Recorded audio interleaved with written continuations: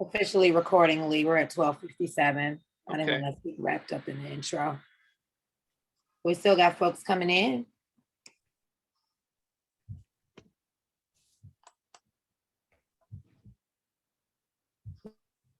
There's House, John Williams.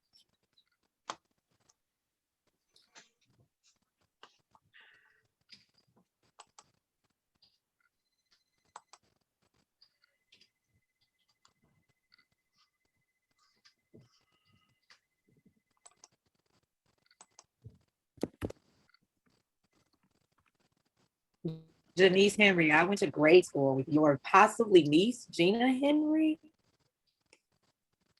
You definitely look Yes, like that's my niece. We have quite a few people coming in, and we're right at 12:50. I am her old school longest ring the room. Good afternoon, Mr. Tate. Hey, John Warren. Oh. I can't get that right now. Beauty's trying to get in. Alrighty, Michael. Coming in quick. We're right at 12:59. Good to see you, Carolyn. Hi, Michael. Hi. I saw your question, Rep. I'm gonna just, can you put the agenda up in the, share the agenda? We got it. I have to share it a few times because when people come in, they won't see it. Right. So,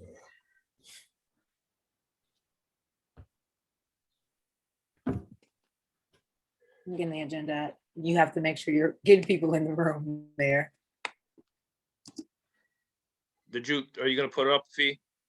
Yep, I'm putting the agenda now. There were a few people kind of coming in at the same time. We're right at 1 o'clock. All right. Let me know you're seeing it.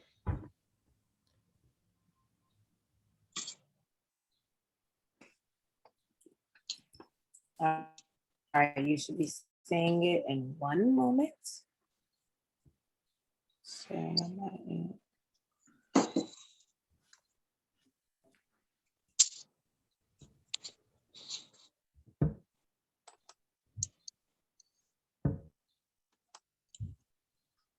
Fee?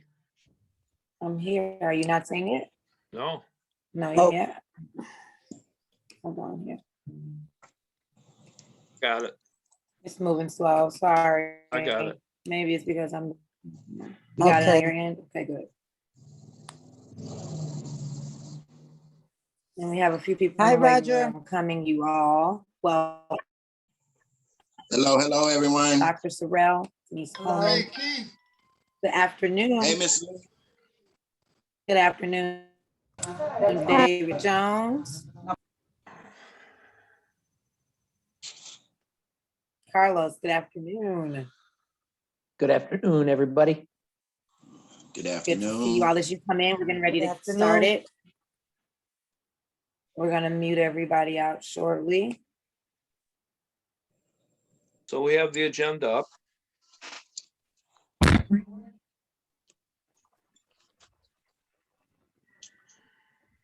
Tom Walsh, come on in. Good afternoon, Brian Gooding. Good afternoon, this is Rich Vargas. Veronica, I don't see the agenda. You don't see it? Good I'm sharing it. afternoon. Let's see. I'm saying it. It may be your screen. Make sure you have it on I do have it on my gallery screen. view. I'm saying it. Yeah, I see Brianna it. Allen, welcome. Jasmine Yates, welcome. We Are have people about seeing 40 the agenda? Yeah. Yeah. Veronica, I love your glasses. Oh, thank you so much. Florence, welcome. Good afternoon. They are cool. Thank you much. You guys know how to make it good. Lee, it did come up. All right, but then right it at went away. Are you seeing I'm it now? still seeing the agenda. Okay. Mhm. You're not seeing it No, ma'am. on gallery view On and not just gallery. doing your screen. I'm seeing it. Okay, let me see how Right, you. depending on what screen you're on there, you may be just viewing your own screen and not the gallery. I view, have which will allow you to you, I see have Lee, I have Roger. but you're not seeing the shared screen, huh? So, Right. we have 42 people in, a few people are coming in. Maybe give it one more minute. We can turn it over to our convener. Sure thing. Here's our agenda. Okay, I see it. Wonderful. So Thanks, Lee. we're going just to give you a little overview. Representative Ford's going to open and share a few his perspectives. We'll have an update from Dr. Jasmine from CDPH. Lou Sias and other folks who have been working on the direct service outreach will be sharing some of their insights and excitement. Sterling Gildersleeve and Vaughn Hernandez from Phoenix Recovery Services are going to cover, well, Vaughn will probably give an update on the fentanyl work group, and then also an overview of Phoenix Recovery Services. We have Dr. Tanya Sorrell and Lanaya are going to share information about the Regional Leadership Center, the SUD Center.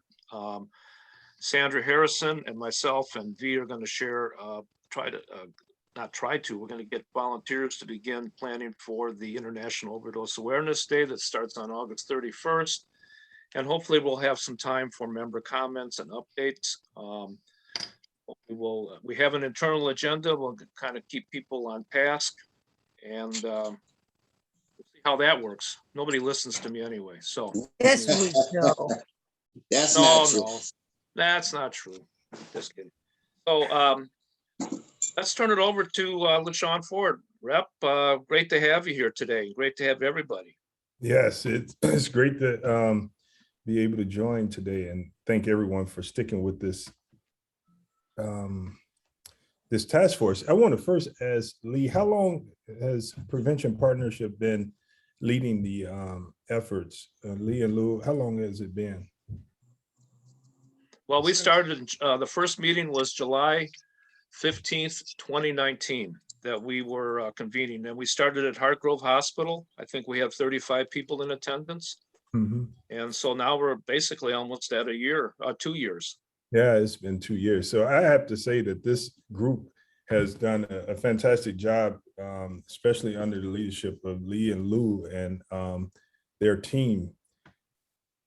You know, now it's time to really see how we could take it to another level and really see what we could do to, now that we have a real coalition of people, we really need to figure out how we could really do more service, so to speak, direct service to help people get into treatment. And that's, I think that the organization that has been established now is ready for that. I talked to Dr. Huggett and what's the name of his? Mondale Christian Health Mondale Center. Christian, and they're really ready. And I talked to other providers and they're ready to really dig in and try to help people. We know the pandemic is still amongst us, but we know that this pandemic of heroin and opioids has continued to be a problem and has been somewhat put on the side while we deal with the other health challenges. There is going to be a lot of money that's going to be coming out because of the opioid class action lawsuit.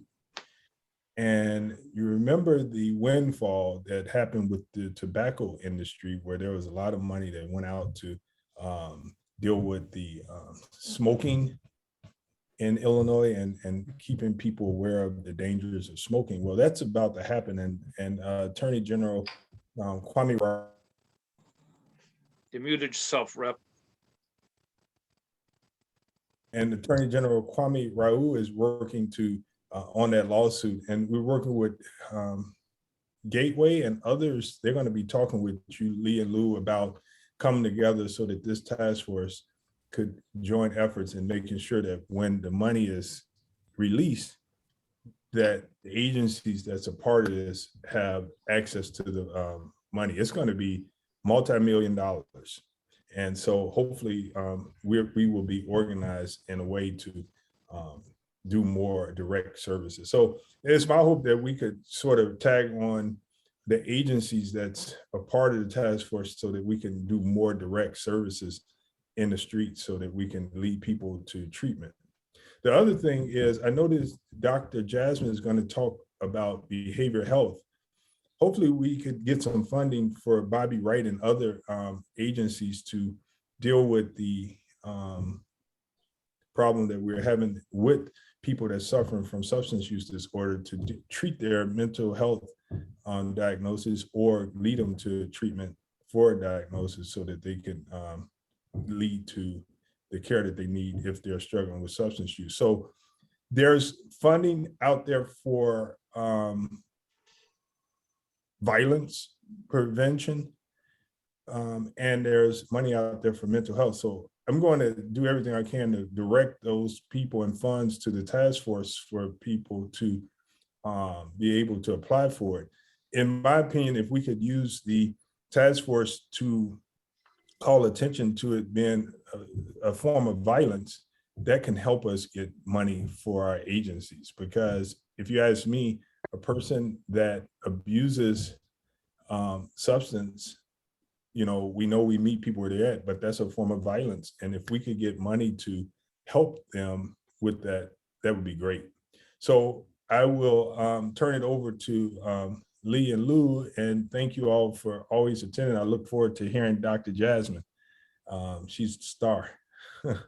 Great. Well, before I do that, I just want to mention that, the tobacco settlement dollars, only 2.9% of those dollars were used to directly deal with the tobacco issue. So we have to do a great job of making sure that these dollars are specifically focused on the opioid issue and relative issues, the pieces that you mentioned. And I have to say, we've got a really great start on the collaborative out there on the streets. We mentioned Lawndale Christian Health Center. We have Thresholds, West Care, Haas. I'm definitely not going to forget Haas this time. Healthcare Alternative Systems. The Salvation Army's been out with us. Fathers of Care, and I'm sure I missed out with Rush University.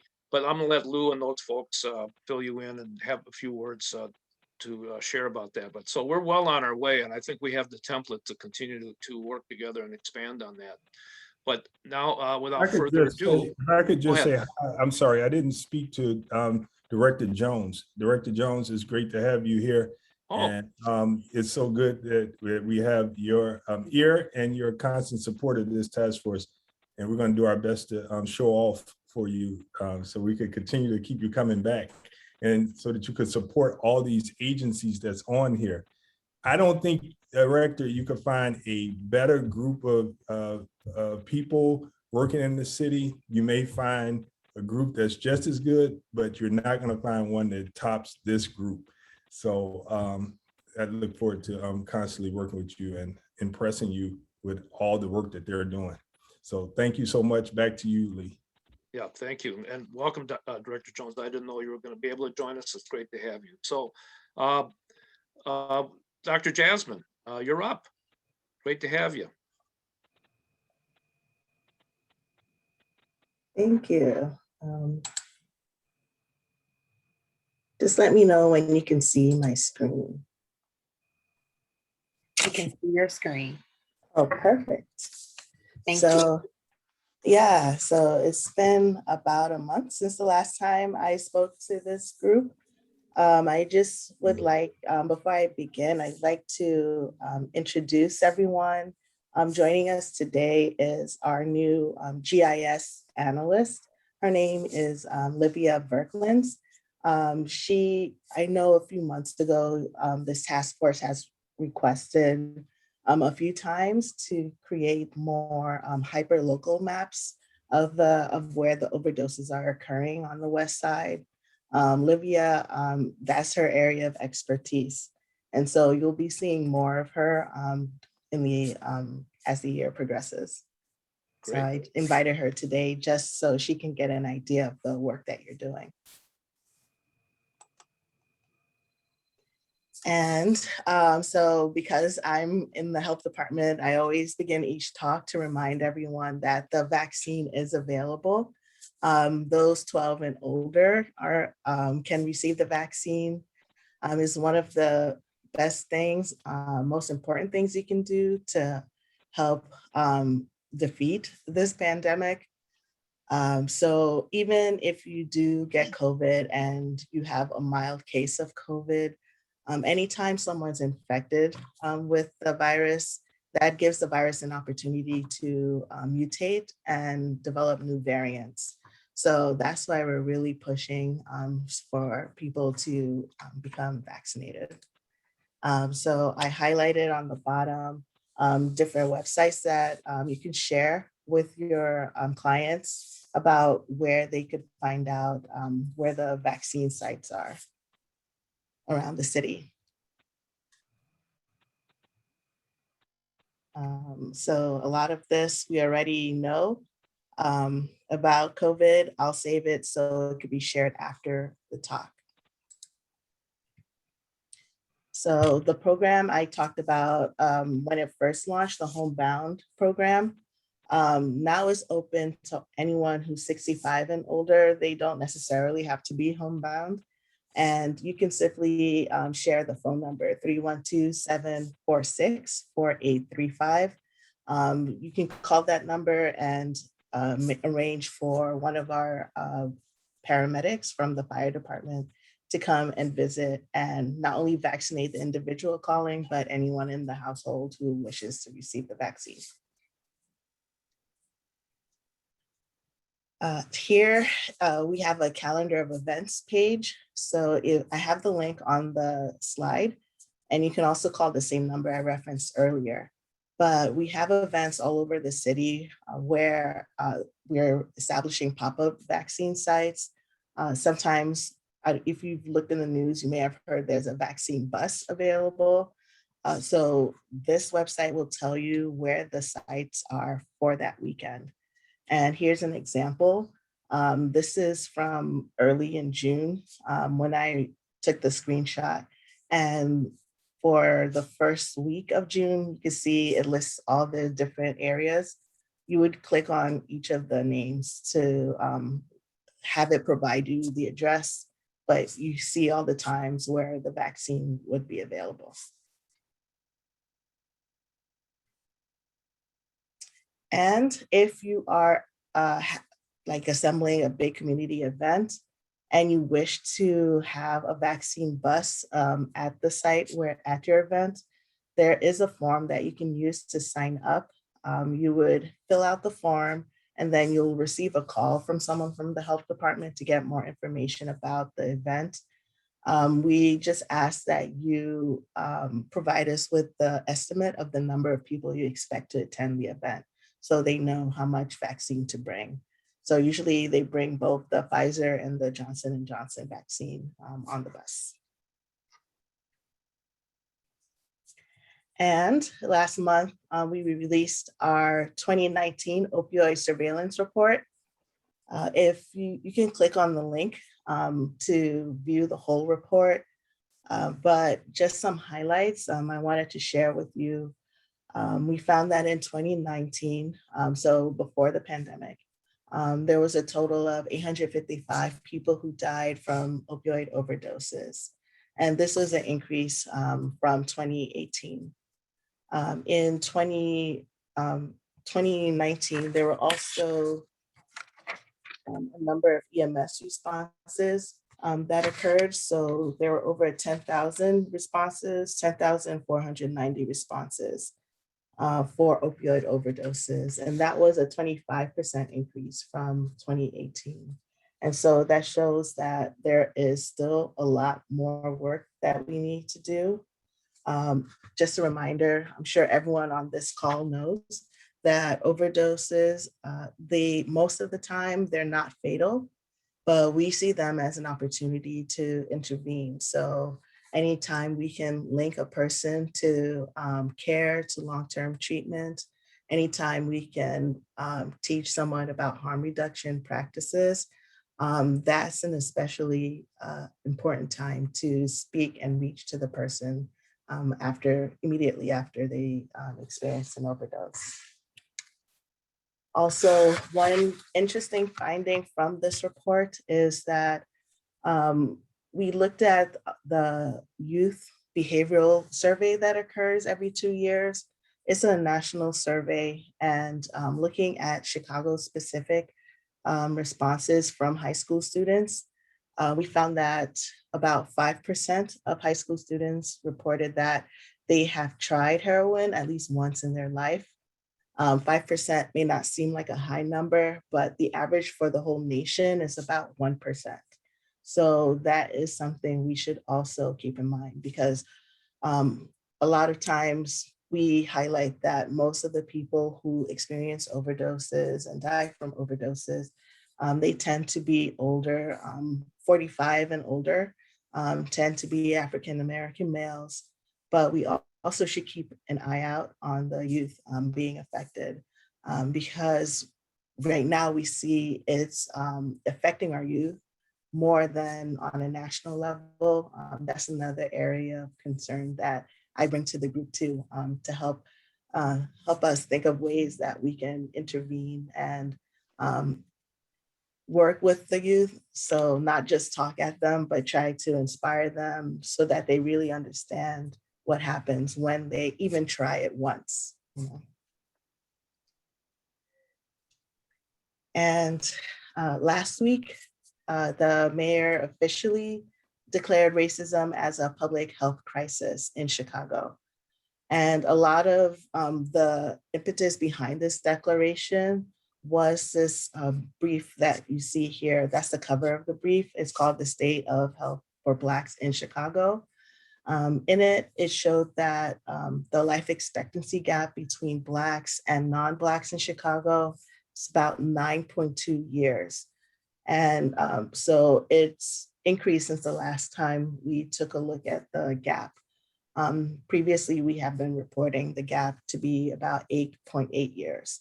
So we're moving in the wrong direction. Last week, on Monday, there was a flag raising ceremony at the Daly Center to declare Juneteenth a city holiday.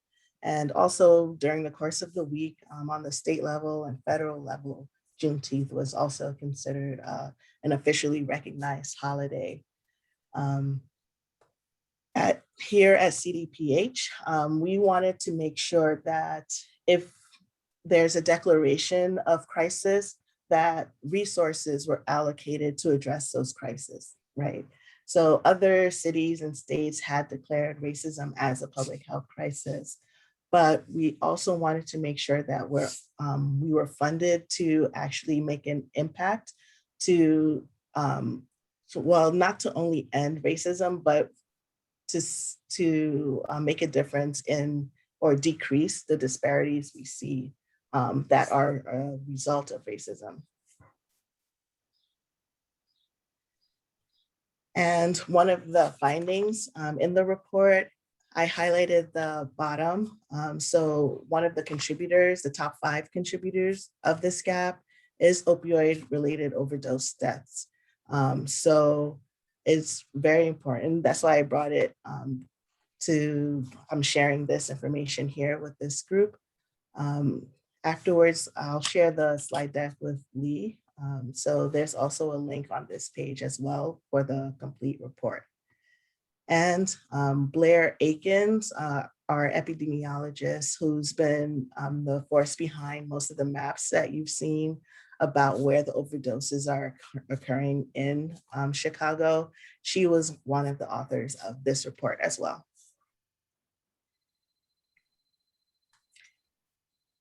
This I've typically shared every time I've talked to you, but I'm reminding everyone here that our health department does still have 5 mental health clinics. We're open.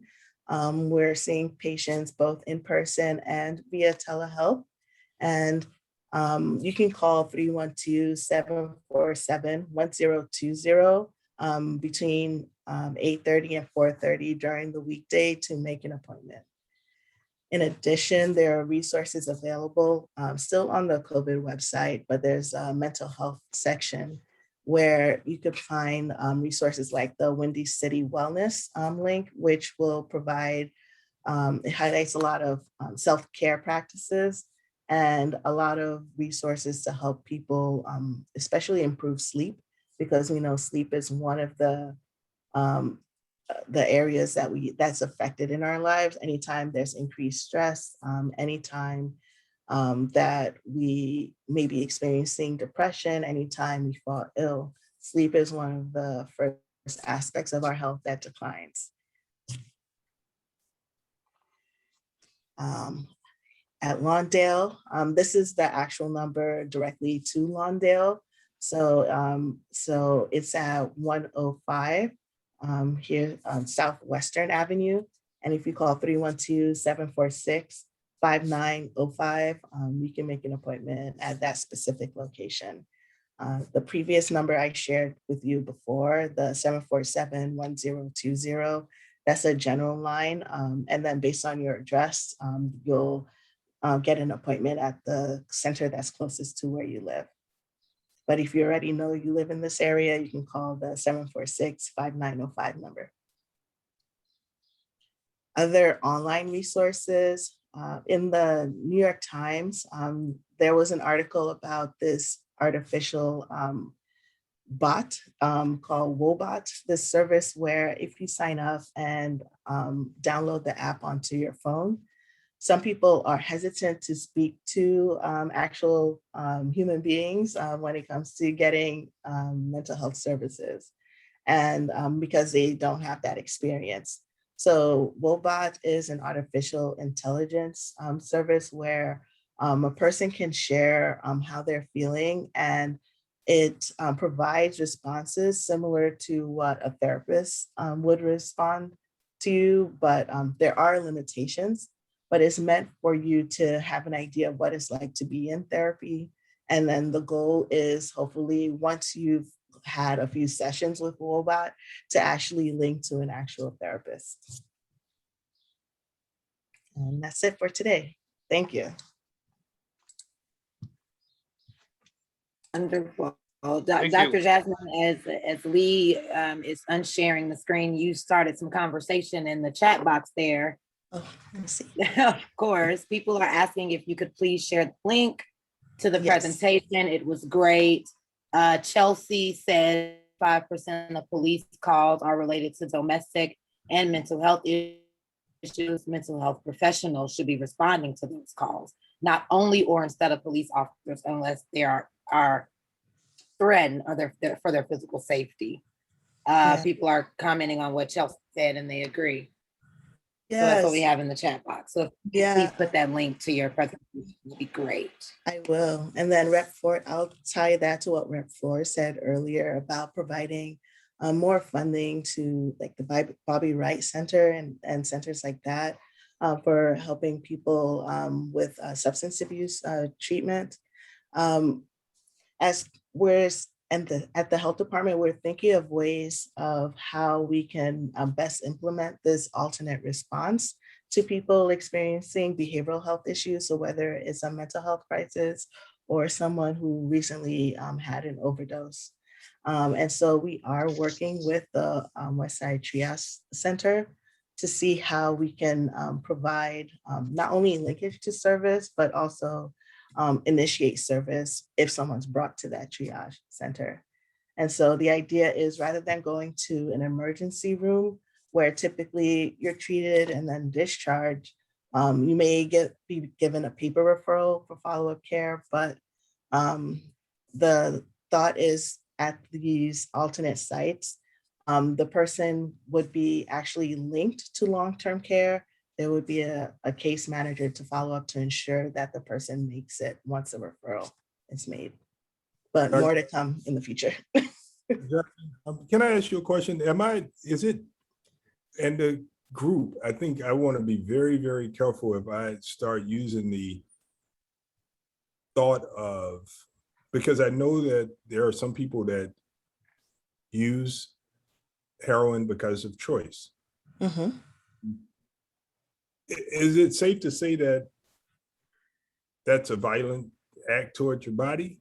Or would that be across the line? Trying to figure out if we could use this type of language to get funding for in the violence space. No, And, you know, I I don't want, disagree. yeah, someone disagreed. Yeah. You know what, Rep Ford, it's Chelsea. I'm just thinking about what you're saying. And, I think we want to be careful that we don't go down the road of relating the act of using a drug to a violent crime. Not crime, not crime. I don't want to say crime at all because we But an know, act of violence. Is that what you're saying? yeah, toward oneself. I think that it's probably better to look at it as a response to unresolved or untreated trauma that comes from violence. I mean, Agreedly. I think that anything that we put violence in with substance use, it's a slippery slope in some ways from my point of view, from a harm reduction point of view. Right. I just wanted to ask that question because I know there's like millions and millions of dollars for violence prevention. That's why I'm trying to figure out how the groups could tap into those funds at another level.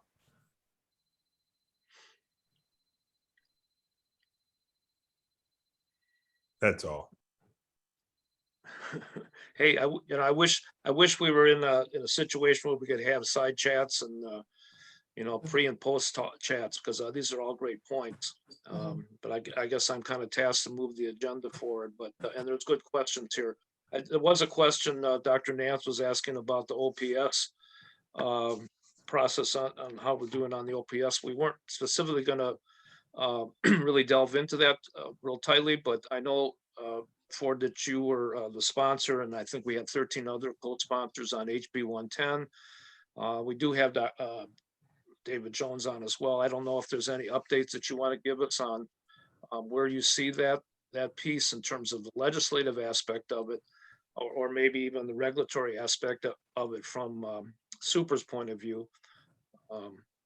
I can tell you that we're moving into another year of conversation with community, trying to get deeper into those conversations.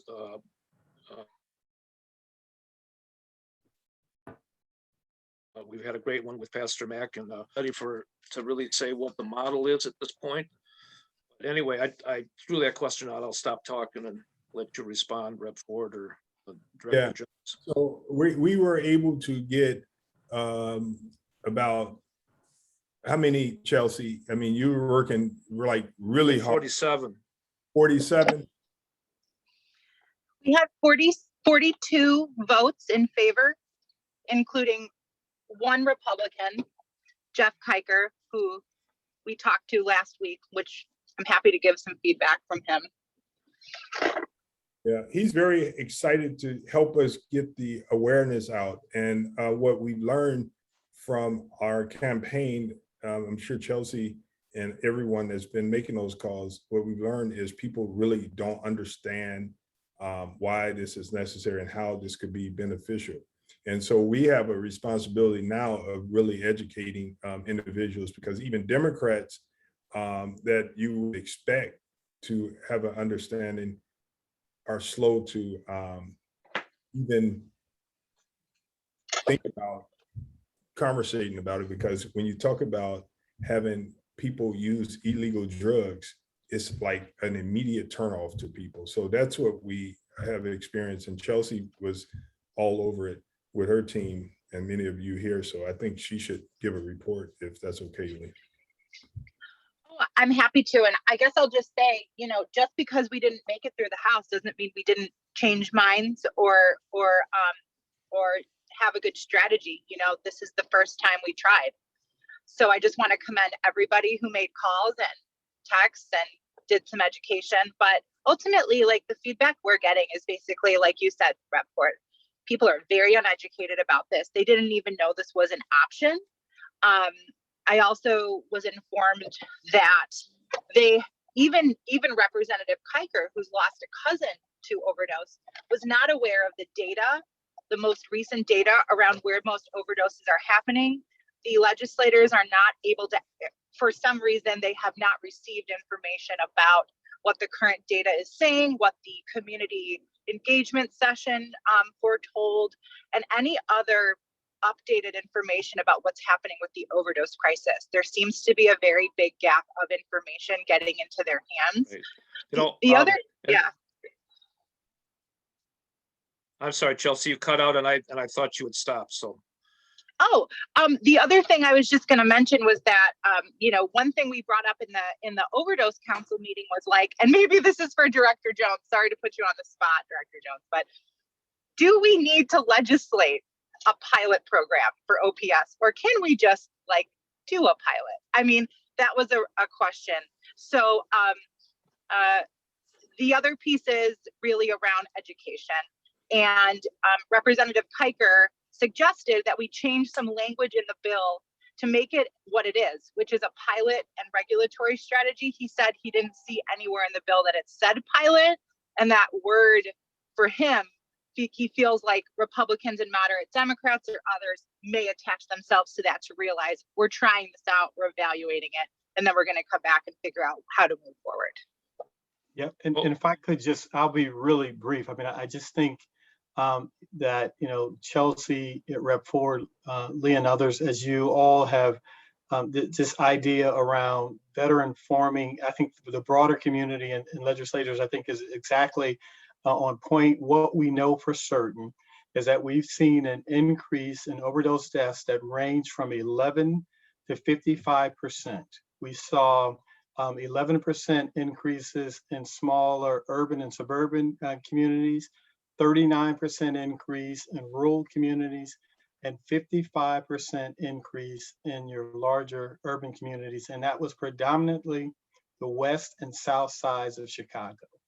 And so, you know, you want to then make sure that all strategies are available along that harm reduction continuum. We know that when you look at the data abroad for whether they're referred to as overdose prevention sites or safe consumption sites, that there has never been an overdose death in any of those sites, right? And that is more than 117 sites existing over really about 2 decades and never an overdose death. And so to me, when you then, as we're informing and we're saying, so let's then follow the data and the science, the data and science, I think, is overwhelming in terms of the benefit of having that strategy available. The other question that continues to come up is, you know, why don't we get people into treatment? And it's like, okay, so absolutely we want to make treatment as accessible as possible. This is a chronic disease, and we should treat it like we treat other chronic diseases, which is to make sure that we have that continuum available. And then, Chelsea, I think that in terms of, you know, it does require, I think, some degree of legislation, but that doesn't also mean that we couldn't do it initially out of the gate as a pilot. And so, you know, just know that I think the work that you all have been doing in terms of your advocacy, that, you know, SUPRA, as part of the, you know, Department of Human Services, we stand ready to continue to push out harm reduction strategies and support Rep. Ford and others, and again, in educating folks so that we have all options available. Great. So in the interest of time, and I'm sorry, because we do have people that are prepared to speak, but can we convene a group that's very interested in honing in on this for this kind of conversation sometime in the next 2 to 3 weeks and really hone in? I mean, we have a legislative committee that did great work. They did a lot of education, just person to person, but I think it'd be good to kind of get our arms around where we are again, both legislatively and also just in terms of practice and education. So, you know, at the risk of kind of stopping a very good conversation, I'd like to suggest that.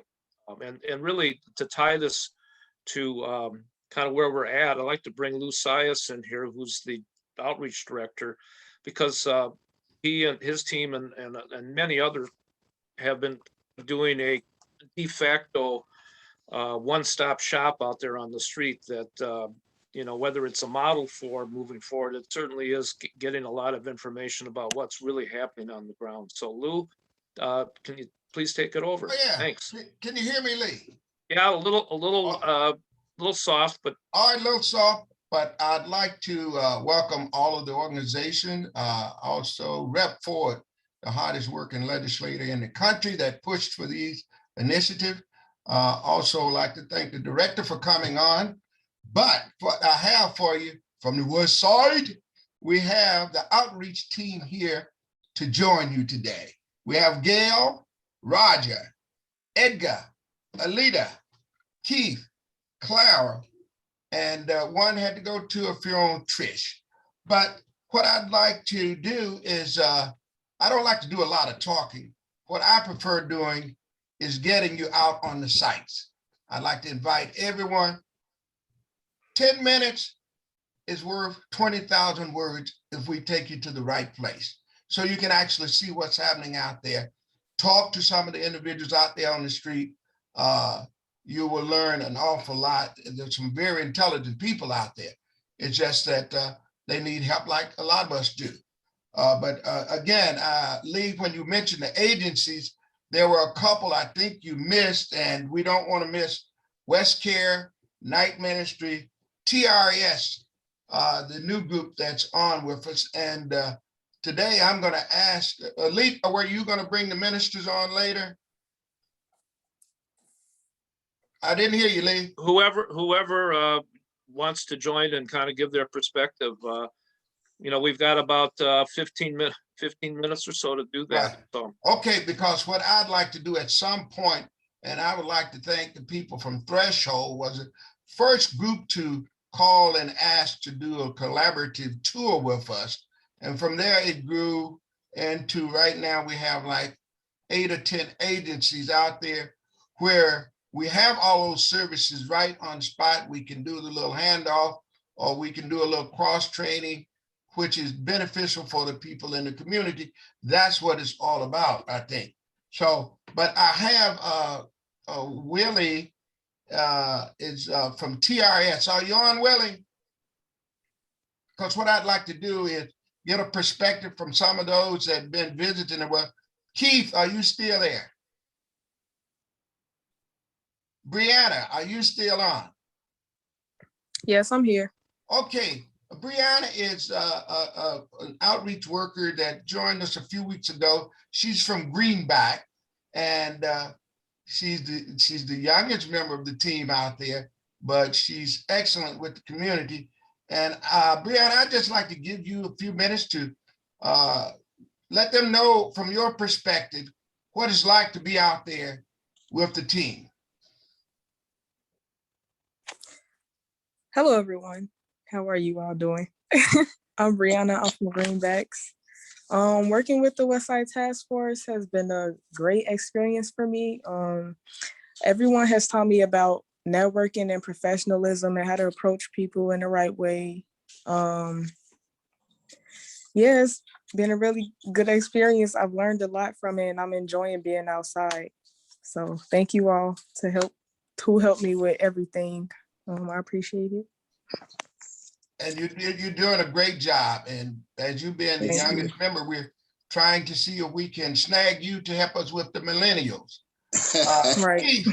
Keith, are you there? Yes, sir. Yes, sir. Keith, Good afternoon, everyone. I need you to chime in for a minute. Chief, Keith is a newer member of the task force team, but just from your perspective, give us a little quick update on how you see things going out there on the street.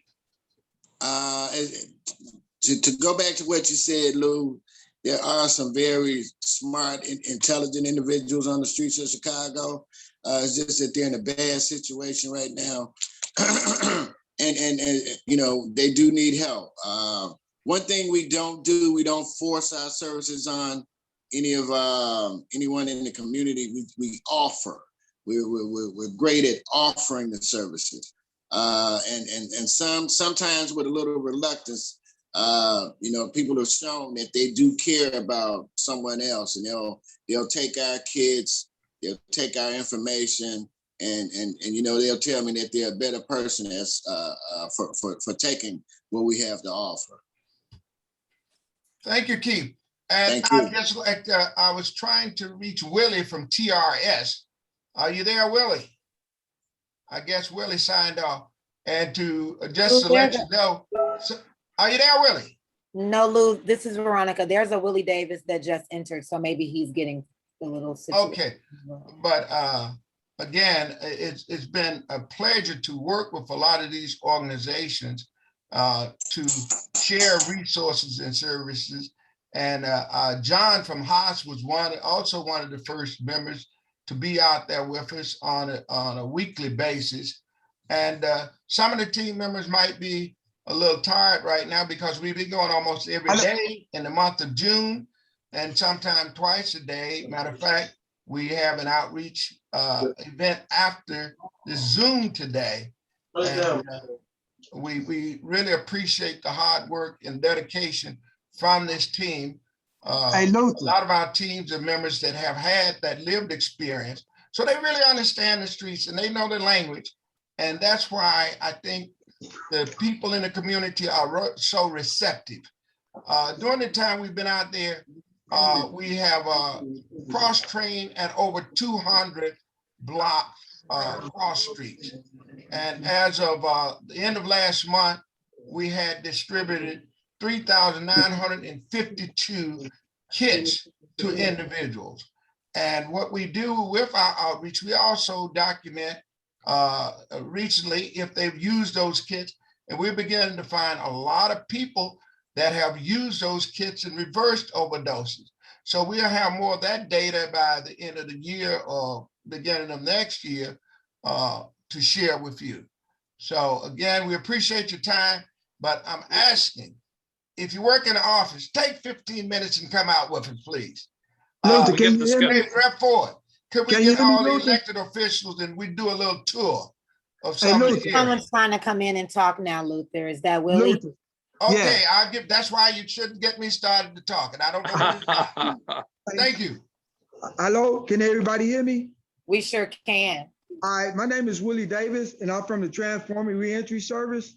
And I want to thank everybody. We truly appreciate to be able to partnership with the West Side Heron Task Force and prevention partners in the Lindale Community Health Care Center, the Threshold, the Greenback, and also the West Care. Because we do, like Luke said, we do a lot of work out there. We get to do the hand-in-hand work out there with the What service are you guys?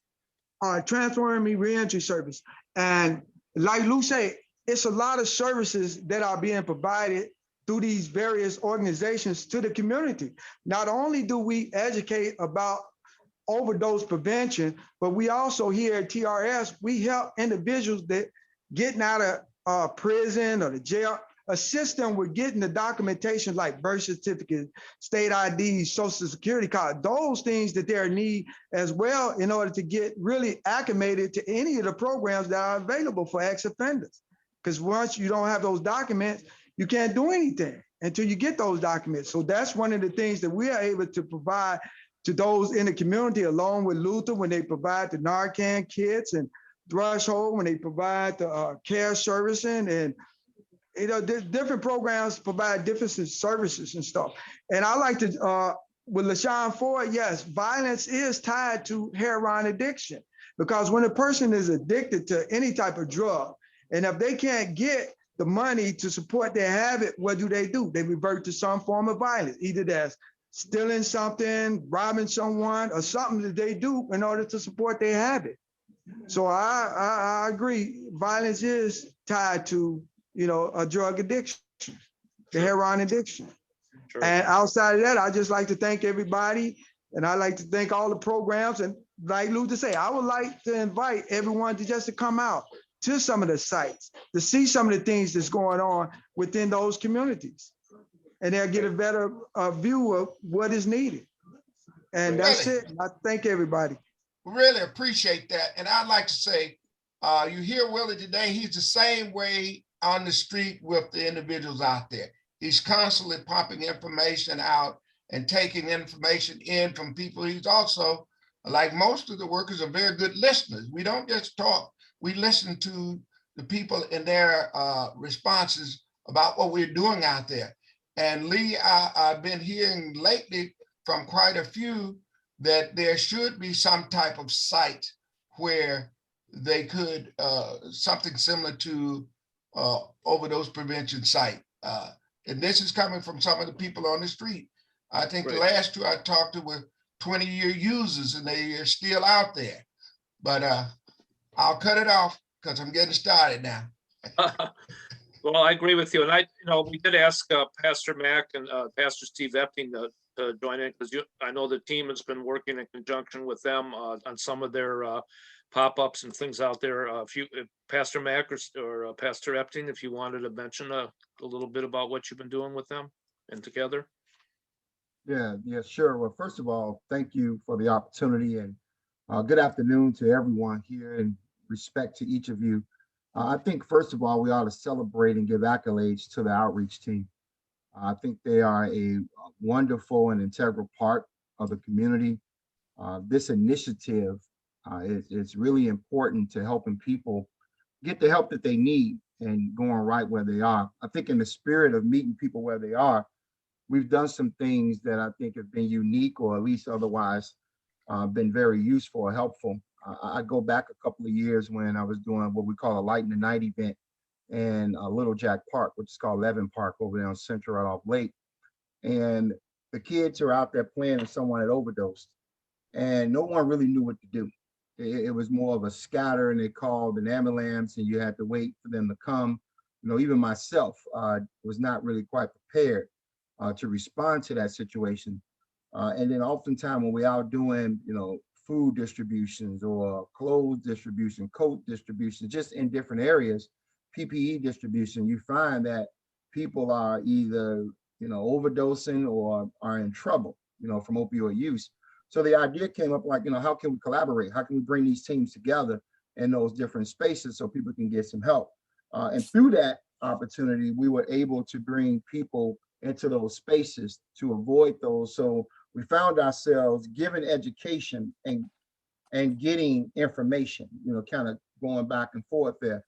So as we think about that and how we continue to do that, we're excited to hear about different wraparound services that are coming and what we're going to do. Pastor Epting and myself, and the different things that we do in the community, whether it be night walks, going out on the blocks, or whether we're having events. For instance, we're going to be in La Follette Park every Thursday throughout the summer, starting tomorrow. And the outreach team will be out there with us. What greater opportunity to be in a park where you're going to have all age groups represented, right? And we keep talking about the youth. Now you have an opportunity to get youth influence and youth information and gain and give at the same time. So, we're all in this together, fighting this issue in our community.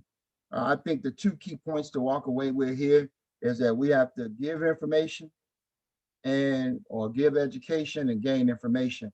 Survey people, talk to people. One of the things that I realize when I'm out there talking to people, even when I'm working with the team, as I'm listening to how they approach, sometimes they may have a hard time talking to someone and I may ask them, they'll say, well, the person they're talking to say, hey, I don't know anybody on drugs, and I always ask this question, say, if someone overdosed right now, do you know what to do? Just speaking from my own experience, and they'll say no, or they'll say call 911. I said, no, that's not quite it. Talk to them, and then all of a sudden you get that conversation refired back up. So we also been working with the 25th District Police Department because I work in both 15 and 25, but I'm a chair for the subcommittee in 25 to get them trained both formally and informally so that they'll know what to do while they're out there. And we find that that's helpful to them as well. So that this is just another great opportunity to touch people in a myriad of ways. And I'll yield to Pastor Epting and he can share some more.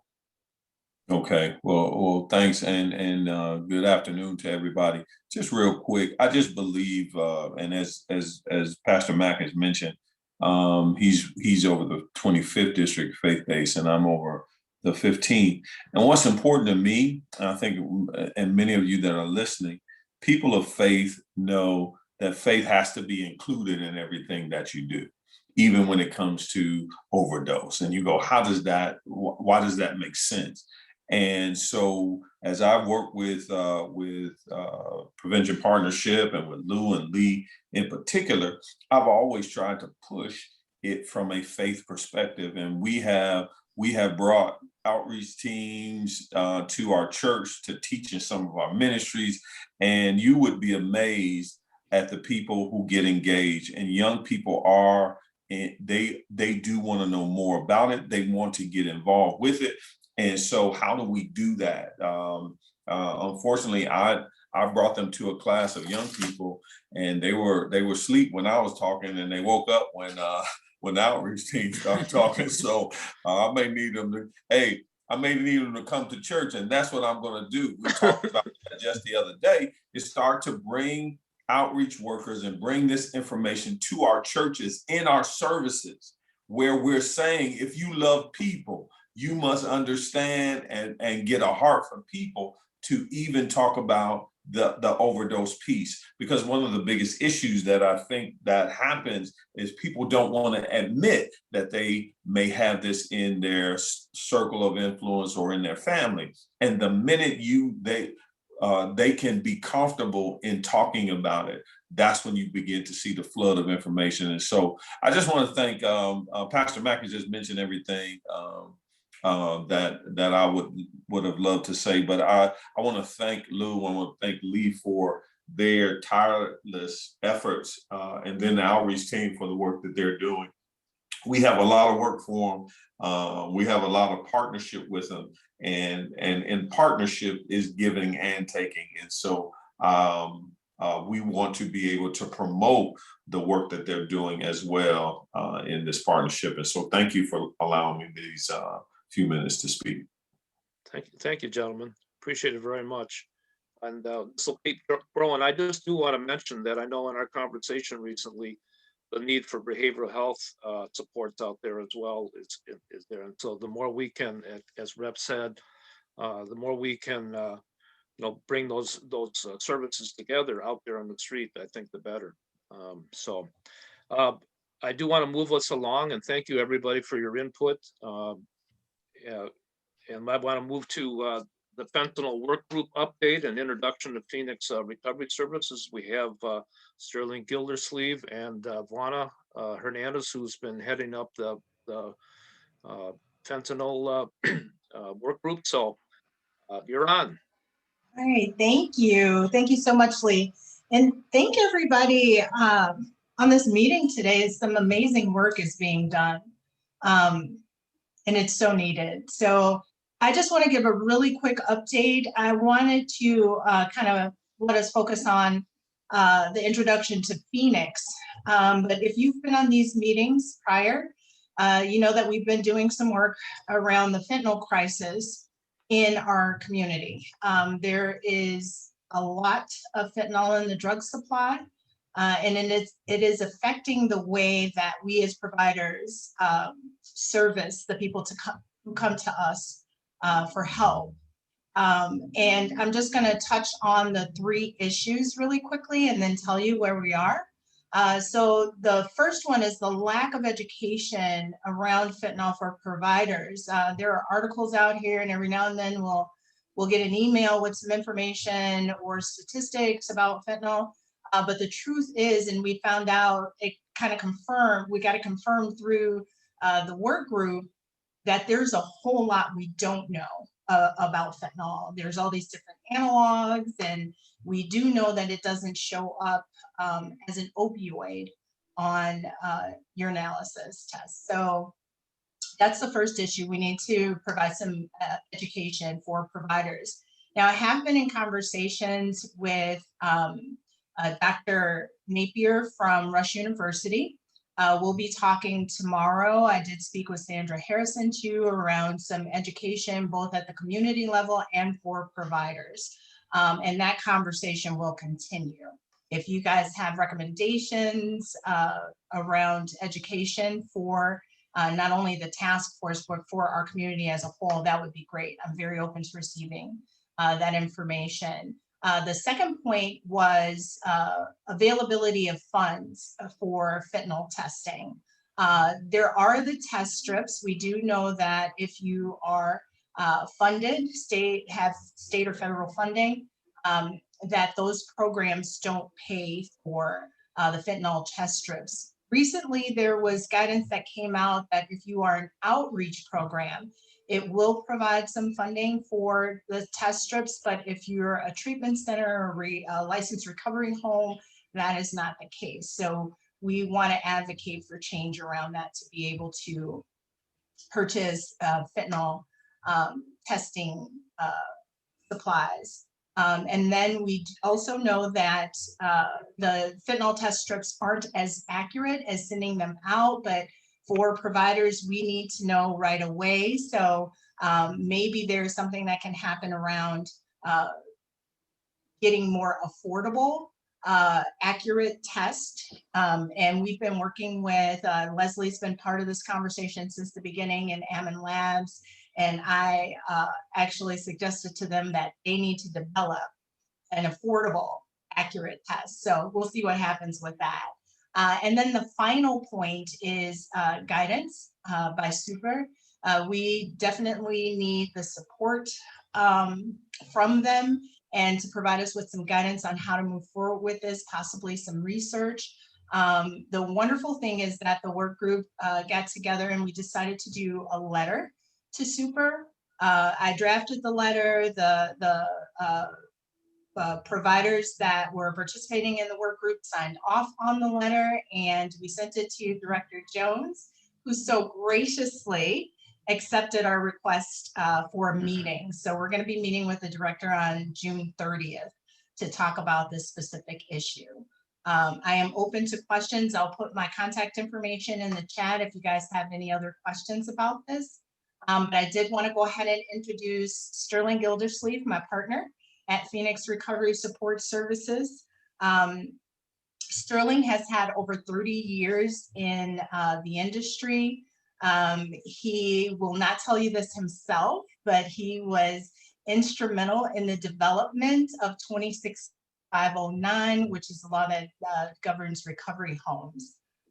So I'd like to introduce Sterling Gildersleeve to talk about Phoenix Recovery Support Service. All right. Thank you very much, Vonna, and thank you everyone for having us. First of all, I want to tell you a little bit about Phoenix Recovery, but what I really would like to promote is a level of care, and that is recovery homes as a whole. We're talking about individuals that overdose. Someone overdoses, they go to the hospital emergency room, and then they just let them go back to the community. They don't give them any resource for anything or any place to go. And we are a place that they can come to. Everyone knows that the best way for someone with a substance abuse problem is a new environment, to learn the skills for it, to maintain their recovery. And that's what we provide in the recovery home as well. Recovery homes in Illinois are licensed and they're funded by Super. And we have 3 goals. One is to help someone to develop the skills so that they can remain clean and sober after they leave us, to have a sustainable income so that they can take care of themselves when they leave us. And third, to have housing conducive to their recovery so they don't have to go back to the old neighborhood, the old corner. So we help them to get clean, get income, and then get their own home somewhere else where they can start anew. Now that's the goal of recovery homes, all licensed recovery homes in Illinois. So it's a wonderful level of care that very few people know about and that there are very few of.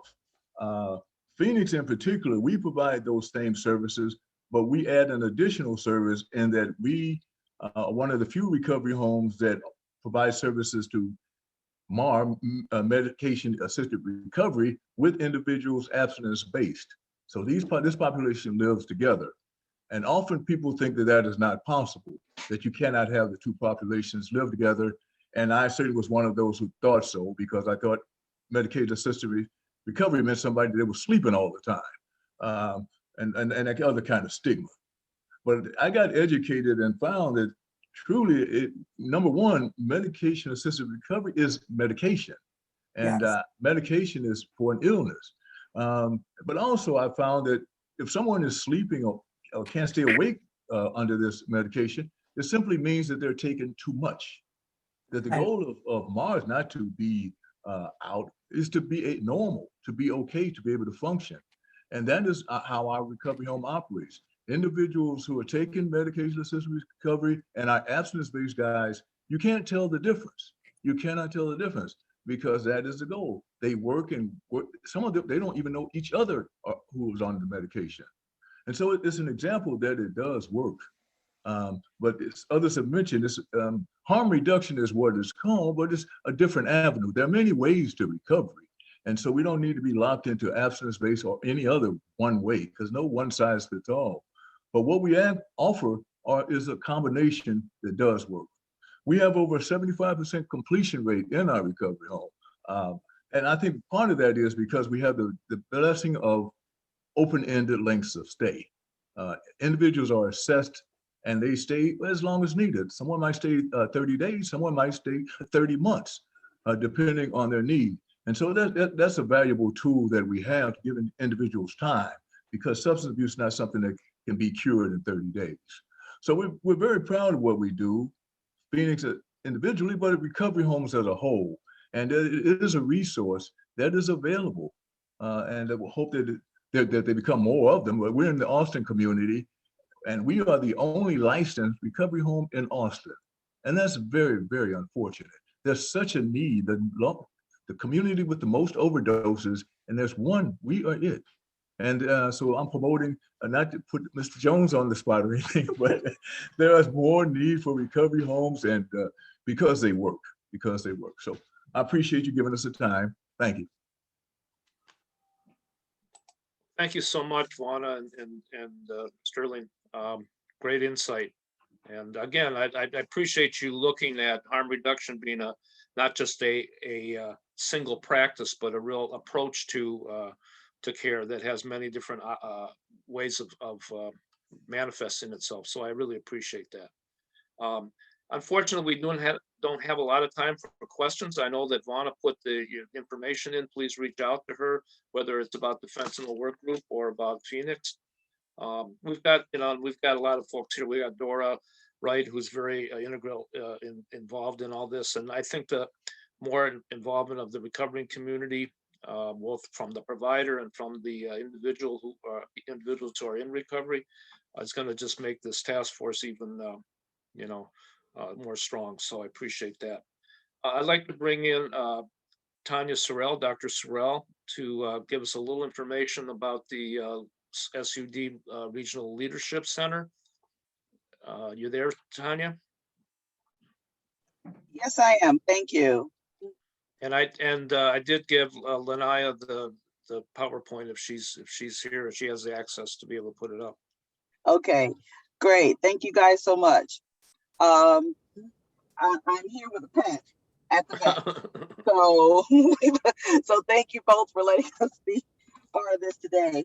And Lanaya, who is Lanaya Warwick, who is our project coordinator and will also start to be an integral part in participating in the activities here with the Westside Opiate Heroin Task Force, is here with us today as well too. And she's going to share just our slides that are just going to highlight some of the work that we've been able to do so far with Region 1 and 2, as we look at developing the Regional Leadership Center, which is part of the substance use prevention and recovery programs that Director Jones oversees, and to see how now as we are slowly developing how the Regional Leadership Center will serve kind of as an overarching approach in working with not only the ROS, the recovery-oriented systems of care, the individual agencies that we've been getting to know here on the West Side, now how we will continue to look at developing that to provide ongoing services and some of the educational supports and outreach supports that have also been talked about today by Vonna, Sterling, and many of the others that have been before us. So, Lanaya, I'm going to let you speak, and I got your slideshow, so put it up. Thank you, Dr. Sorrell. Go ahead. Lanaya, are you on the line? Yeah, I'm here. I just couldn't share my screen for Tanya. I don't know. I was trying to figure out too, but just let me know when you want me to proceed. You can go to the next one. Okay, thank you. I kind of reviewed some of the information here that says if you take a look at Illinois there, Region 1 is Cook County. Region 2 is from Kankakee across up north to Wisconsin and then across to Iowa. So Rush is overseeing the development of services for the Regional Leadership Center in Region 1 and Region 2, which will enhance basically the statewide substance use responses and resources that are available for any point within that region for communities, for agencies, and particularly for individuals experiencing substance use disorder, more specifically opioid and stimulant use disorder, and how we can get information to them, outreach for them, and access to appropriately culturally based services. So the collaboration you can see is statewide. The other areas that you see there are in orange, red, and green are the other regions throughout the state of Illinois. The counties that are still in gray are those that we're still looking to outreach for. We've just completing at the end of June our year 1 for the regional leadership. And as you can see, even for region 1 in Chicago, but Cook County, but for region 2, we still have a long way to go in outreaching for services. So we're wanting to make sure we develop the programs, activities, and services that we need, developing workforce, as well as educational and outreach programs for prevention and educational programming, which many of you had mentioned earlier. We can be part and will help to facilitate that for not only agencies in developing discussions regarding moving from the abstinence space to harm reduction based platform, as Sterling had mentioned, also education regarding fentanyl as well, and recognizing how to get services for that. Our goal is to look at supporting the sustainable clinical and recovery support services throughout our 2 regions. Go ahead, Lee. What we've done so far in the first year is exciting, given the fact that we just received the funds in March and dispersed over $250,000 to 12 agencies in Region 1 and 2, with 10 of those agencies being on the west side. We've increased our clinical services, our medication-assisted recovery providers, as well as provided technical and reimbursement support on how agencies can work at getting paid for the substance use services that they provide. We've worked at facilitating the medication for opioid use disorder van, as well as peer support, and are proud to say that at Rush, we have started recovery support services for our emergency rooms so that clients not only will receive universal screening for substance use services, but also will receive recovery support throughout the emergency room process, which sadly is usually the most harrowing for clients who have substance use disorder and the most stigmatizing. So we're hoping that that will address those issues. We also are wanting to promote the West Side Collaborative and working with funding startup and build out programs on the West Side. So new agencies that aren't yet to the level of where they're able to get super funding or apply for super funding, helping with that organizational development and growth, and then helping to build capacity. Our next funding cycle will start in September. And so you'll see us when we meet in August, post for applications for those who want funding support. And Lanaya Warwick will be the contact for that. And then the last slide is where you guys can really be of help, because we need you now to really help us to develop our Regional Leadership Center. If about 4 to 6 of you would like to volunteer to form an advisory group for our Region 1 area, we don't want all of the thought center to come from Rush.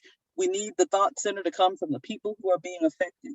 And you guys are right at the grassroots and know who's out there, know who needs help, and know how to best reach those who are in need of care. So we'd certainly like for several of you potentially to recommend that they might work with us as part of the advisory group to assist us with a comprehensive assessment of the ASAM continuum of care services that are currently available for Cook County, and how that we can develop or assist with the development of any identified needs areas still for substance use services for Cook County. We know that there are a number of agencies that are out there, but yet our overdose rates are EMS rates are continuing to climb. So we know that we're still not reaching people as effectively as we can. So we certainly want for about 4 to 6 of you to potentially volunteer. And I see some folks already posting in the chat. Thank you so much. But since I'm talking and in the car, I'm not going to be able to write it down. So please email me about that as well too. Additionally, we'd like to have some support and recommendations for engagement activities for Region 1. We really want to be able to have more community outreach events, conferences, or trainings that can help not only with agencies, that can help with community needs and education. Some of the information that Vonna had spoken of earlier. Region 2, for us, we're planning a fall activity where we're bringing in speakers, bringing in substance use service comedians who, so it's really a community engagement activity. We really want to be able to have something similarly planned for Region 1. And so on that advisory board, you would be a great person to be able to give us a guideline of how that should look, as well as any other community activities or collaborations that we can have for development. So I see a couple of folks posting in the chat. I'm going to stop now and answer any questions that you might have, and then try to see if I can write down or post to Lanaya folks' names so that we could be in touch. But thank you so much for your time in this. Thank you. B, got any questions that can be answered in a short time? I would like to say you did, but definitely not in a short time. I'm going to make sure I copy the chat box for Dr. Sorrell and everyone else, and we'll follow up accordingly. Okay. Thanks so Just much. take the time, of course. We just take out those private chats that show up because we don't want anybody to know what you're really thinking. So Exactly. okay, let me bring in Sandra Harrison, who last year we had a great experience with International Overdose Awareness Day. We're 2 months out. Probably shoulda, coulda, woulda started this back in 5 months ago, but we're in good hands with Sandra. I've asked her to kind of take the lead on this. So Sandra, why don't you give us a little introduction and some of your ideas? I appreciate you so much. Thank you so much for having me, and thank you so much for allowing me the reins for International Overdose Awareness Day. The first thing that I want to say is I want to talk about the definition of collective impact. Collective impact describes an intentional way of working together and sharing information for the purpose of solving a complex issue. And I just want to say kudos to everyone on this call for your work, for all of the work. I'm so excited to be back with Pastor Mack and Pastor Epting. I want you guys to please look for my calls this week. But on your screen now is just our representation last year. And the International Overdose Awareness Day last year was hard work. We won't lie. It was a coordination of a lot of moving parts, but we were able to impact a great number of people on the street corner of Jackson and Pulaski, where Lou and his team do their outreach. So I'm kind of asking you today to expect to hear from me in the next few days. Some of you have already heard from us. John, I think we're talking tomorrow, but I want you to prepare for our International Overdose Awareness Day 2021. And if you don't see your name represented here, just please give me a call. We're gonna make some space here. We're gonna get you in here. But the things that I want you to know about International Overdose Awareness Day is how you and your organization can be involved. One thing that you can do is you can host an Overdose Awareness Day event. And it's what we did last year and what we made available to all partners is that we kind of talked about where you could find those events, how you could participate, whether they were online, whether they were in person or hybrid. But many of you were able to work with your local partners and bring attention to this issue. Now, we get a lot of support in this work in the sense that the International Overdose Awareness Team provides for us campaign resources. Those campaign resources include flyers and posters and t-shirts and all kinds of things that you can get for your organization to support this work so that when we do come together as a collective, we'll know what that looks like. I want to say that our collective is going to get planned out in the next few, I'm going to say weeks, simply because we will have to pull together a couple of committees just to organize the work. So if you are interested in participating in those type of committees to organize the task force is all of our International Overdose Awareness Day. By all means, please reach out to me. I am going to make sure that my information is in the chat box, and that's about it. I just really want you guys to participate, because this is a great opportunity for us to showcase our unity in addressing such a major issue on Chicago's West Side.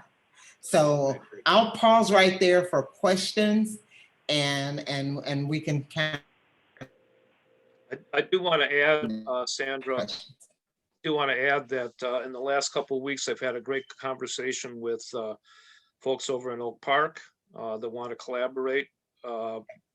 Kelly O'Connor and Anita from Way Back In, and our good friend Ricky Schwartz, who kind of straddling both communities. And I think that's really kind of what we're looking at. We're looking at perhaps having, well, not perhaps, we want to have a collaborative event sometime closer to the later in the day that would kind of be around the Austin Oak Park border there. Yeah, and so that's a piece of it too. Kelly or anybody, did you want to mention the partnership from your perspective? Hi, Lee. This is Kelly. I'm on the call today. So thank you so much for meeting with me, and really the excitement and the quick response. We've already charged forward with a few ideas. So again, I just want to say thank you for that and for bringing us in. We think it would be great to just increase that collaboration, because we have our own issues here in our community as well, but really bridging, our partnership and strength in numbers, so to speak, increasing that outreach and showing unity around a really important and timely event, especially given the circumstances. So look forward to that. I have heard from Sandra. I know we're going to meet soon. So we are excited. We've gotten some encouraging feedback already from some of our partner organizations too. Fantastic. One I just want to make sure that we know Jackson and Pulaski is our site. I think we did it around noon last time. We had a press conference and a lot of different services. We had a video teed up that Rush did, and it's a wonderful. I think we'll send it out with the recap of this meeting. It just lagged when we were trying to present it here. But we even had people getting haircuts and AJ Styles out there. So it was really great. But I just want to add that we don't want to just have events for events' sake. And I think we're on the verge of having a new process for getting Narcan out to just about anybody who needs it. And I really think that this is going to be an opportunity to make sure that the ability to use Narcan to save a life, use naloxone to save a life, gets to be something that anybody can have, any organization can get, and that so that we really want to get this deep into it. Rep Ford has always mentioned that we should have Narcan in every home, just like we have smoke detectors. And I think this might be a really nice way to bridge that and begin to really look at this as something that's not just in the hands of the providers or the experts, but everybody can be an expert in this, as Pastor Mac said. So. I just want to finish up, Lee, with the fact that it's also, in addition to kind of Narcan training and learning about those, it's an amazing opportunity to remember the people that we've lost to addiction on this day, and kind of highlight and pay tribute to them as well. Great, thank you. I see Dr. Jasmine raised her hand. Dr. Jasmine, question? Lee brought up Narcan. And one thing I didn't mention earlier today was that about a month ago, the FDA, they approved a new formulation of naloxone to be sold under the brand Cloxato. It's a nasal version, but this one's 8 milligrams. Instead. We lost you. You muted yourself. Sorry, it's 8 milligrams instead of 4 milligrams as found in Narcan. So Great, I'm just thank you. sharing the FDA press release in the chat. Great, thank you. Thank you for that. Carolyn Bloom in the chat says, don't forget that email, Sandra. Oh, you got it in there. Awesome. Thank you so much. Thank you, Dr. Jasmine. We just got that link in too. Thank you. So we have about 8 minutes. We did our little Houdini-like time management here. For any Lee, community updates or member updates. Lee, this is Ruchi Fitzgerald. Can I say something real quick? Sure. Oh, hey everyone. Yeah, and Sandra, I'll contact you as well about the International Overdose Awareness Day. If we wanted Rush to like film again, I do need to give them like way advance notice, or I can connect with, yeah, I can work on that too. Because that video was great, but of course it's not about it's not about filming, of course. I was gonna say about that product, the new 8 milligram spray. It won't be available till later this year, of course, but just along those lines though, I know we all have like different feelings about like amount of like naloxone given in the field, just like ground level stuff though. I have been seeing that we just have had a lot of cases where we have had to use more and more naloxone overdoses, particularly when we're doing if we're going to incorporate naloxone trainings during the just like if we have a core group that's talking about it, just might be interesting to pull in Dr. Jasmine and get her input, and also just talk about it all together and see. Anyway, those are just some of my thoughts. And just talk all together as a group and stuff, and see how much naloxone we want to give out, and we want to give out some extra in the kits. So yeah. Great, thank you. Yeah, I know because of the fentanyl, I think that's been causing some issues, and it may also be because of the use of the route of administration, maybe causing the nasal passages not to be as receptive, but you know, that's a speculation on my part. So anybody else have some announcements from their group? Lee, I do. I think it would be great if we could have the director of public health, maybe we could get the support of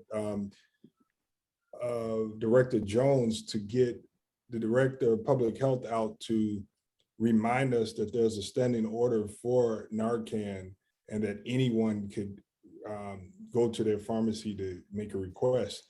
That would be a big announcement so that people know, even on Medicaid, that they have access to this. So hopefully we can put that on there. And for all the agencies, Secretary Holt really, she put this in her newsletter. So for all the agencies that's a part of the task force, I would encourage you to come out. It's a great opportunity to meet the secretary, let her know what you're doing. She stands around and she talks to everyone. So it's really a networking event as well, so that you can empower your group. So I know hopefully Director Jones will be there, and Dr. Jasmine, and all the agencies from the city, state, and county and federal government. That's what the task force does. It really allows you to network with people that ordinarily sit at their offices and really don't come out. Everyone comes out to these meetings, and it's a great opportunity for you to come out and network for your agency and for the people that you serve. Thanks, Rep. Oh, my announcement though is blood drive. We're having a blood drive tomorrow. And I would like for you to, if you would like to donate blood, I'll give you the address. It's going to be at, I'll give you the address right now. Sorry about that. I didn't know you were going to give us a chance to make announcements, but I got it right here. So it's going to be Thursday, the 24th, between 12 and 5 p.m. And it's going to be at 2200 West Harrison. So 12 p.m. to 5 p.m. Dr. Charles Drew annual blood drive we're hosting it with the American Red Cross. So hopefully you all could consider donating it. I'll send it to Lee so that maybe he can send out the flyer to the task force. Thank you. Hey, Lee, Yes. quick announcement. Our calendar will be coming out for the next month. And I'd like to get at least 2 to 3 people that's never been out on a tour to sign up to come out on one of those days. Call me, my number's on all the information. Looking forward to seeing you. All right, thanks, Lou. Catherine, Antonucci, do you want to say hi? Introduce yourself? Yeah, that would be great. Can you hear me? We good? Yes. Okay. Hi, everyone. Thank you to Representative Ford and Mr. Rush for offering me a moment to tell you about my family's passion project. I was introduced to this task force through research a few months ago, and I'm grateful to be here. I'm just going to read a few notes with the hope to pique your interest. My name is Catherine Antonucci. I'm a lifelong Chicagoan whose family has been intimately affected by substance use disorder. My brother battled addiction for more than a decade before he found help in 2017. His drug of choice was fentanyl. His addiction brought our family to our knees, and in recovery, we each found hope and our own path forward. In 2019, my brother and I, and husband and I, founded Sober Puffin, a population health platform in app form that helps people struggling with addiction, as well as their loved ones, find help, care, and community support through education and discovery tools. At the heart of Sober Puffin is family. Addiction affects more than just one. Simply put, Sober Puffin is the app each of us wish we had all along. In the palm of your hand, you can learn about addiction in a condensed and simple approach, hear perspectives from people who have walked in your shoes, and search for unbiased location-based help, resources, and community support. Only 17% of us that struggle with addiction each year find help. Our goal is to raise that number by empowering each of us to reclaim our lives in recovery. Most recently, Sober Puffin was chosen to collaborate with the VA through their Greenhouse Initiative to co-design Sober Puffin for veterans and military families, and we would love to collaborate with you as well. Our hope is that Sober Puffin will be offered to all of us through our employers, our community organizations, our hospitals, government entities, schools, and more. So if any of this has piqued your interest, we would be grateful for the opportunity to tell you more about Sober Puffin. I'll drop our contact information in the chat feature to hear and hope to hear from you more soon. And thank you so much for your time and, of course, for all the work you do for this task force and more. Thank you, Catherine. Thank you very much. And Catherine reached out to Rep Ford. Rep Ford reached out to me, and bingo, it happened. So, you know, that's a great way to do it. Any portal coming in, if you get information that you think is important, get it to me, to Sandra, to Rep Ford, to Lou, Carlos over there, who's hasn't said a word. It's amazing. Come on, Carlos. Well, you're all. He's been talking in the chat box. All right, Carlos yeah, has not been quiet. Okay. He's the chat. He's the chat cheerleader. He's the chat box. I'm sparing you today. Thank you. Really appreciate it. Carlos. But if you want somebody to give you a boost during a Zoom, he's the guy. So appreciate it very much. Hey, thank you, everybody. We've reached our end, well, it's the beginning, right? It's probably some Shakespearean thing to say it's not the end, but just the beginning. But thank you so much for all you do. We have the whole continuum of care here. We've got smiles on people's faces. We're digging the work. Everybody knows that we all got each other's back here. We can't do it alone. And, you know, there's all sorts of resources there. I hope you all kind of wrote down Lanaya's number for sure. And Dr. Sorrell, thanks so much. Roger, thanks for being here. And care of everybody. We'll get this out to ASAP. Thanks, everyone.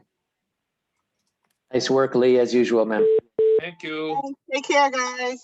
Take care. Night, John Boy. Talk to you guys later. Thank you. Great call. Later. Take care. Take care, everybody. Thanks, Dora. Great meeting, she says.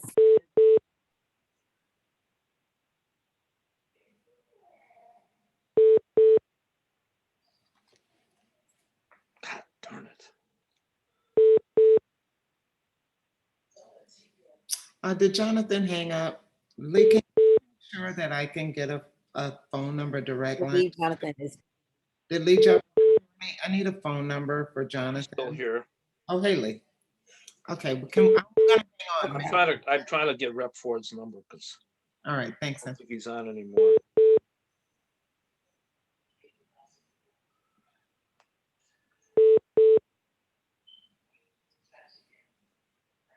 I'm You not want sure me to who that call you? person is. Yeah. No, you said, give me a call. Maybe it was.